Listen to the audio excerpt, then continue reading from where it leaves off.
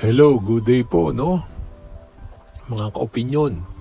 Ngayon po, ang pag-uusapan natin ay yung naganap na Grand Finals ng The Clones, yung OPM, no? Female. Ang nanalo po ay clone ni Sharon Cuneta, no?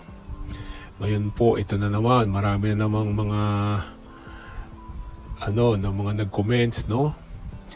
Na tipo sana daw si Dulce or si Claire ang nanalo. Kaya yung iba sinasabi failure daw yung contest, no? Ewan ko. Ayun ang kasi marami tayong nababasa no?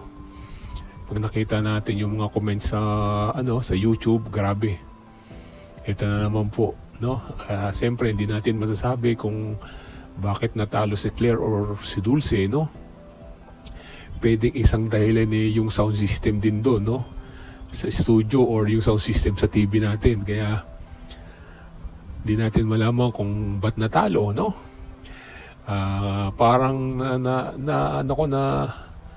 nakikita ko parang ang daming dismayado, no? Yung Sharon, ang layo naman daw po ng boses, no? Ayun ang sabi ng mga comments, no? Parang walang parang madalang yung sumasang-ayon na nanalo yung Sharon Cuneta, no? Kaya di natin masasabi, tayo po ay nag-o-opinion lang po, no? Pero si Claire, no, yan, si Claire at si Dulce, parang maraming nagbebet sa kanila, no? Pero itong si Claire, no, mukhang may future to, tsaka si Dulce, talagang, kaboses din naman. Kaya lang ang problema po, yung mga judges, nasa kanila ang last say, no? Siyempre, yun ang pinili nila. Pero nagsasabi, ang dami, mahirap po. Mahirap ding, basta ang daming negative, no? Pero, siyempre, congratulations pa rin dun kay Sharon, yung nanalo ng The Clones, no? Pero, ayun na naman, ang dami na naman yan.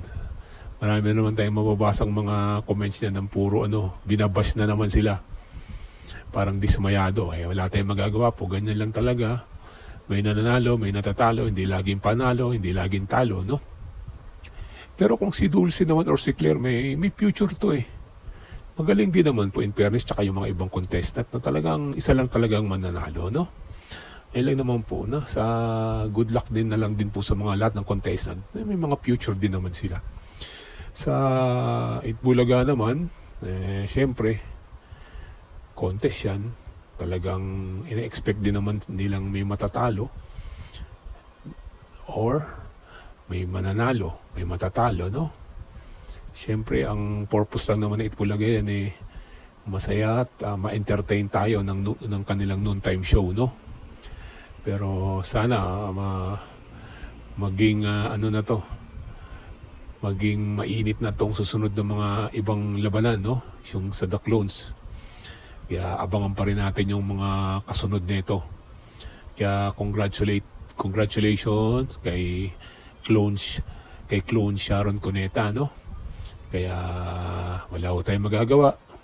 Kung natalo yung mga bet nyo, mga ka-opinion, ganyan lang talaga. O sige po, hanggang dito na lang po. God bless po. Thanks for listening. Please like and subscribe.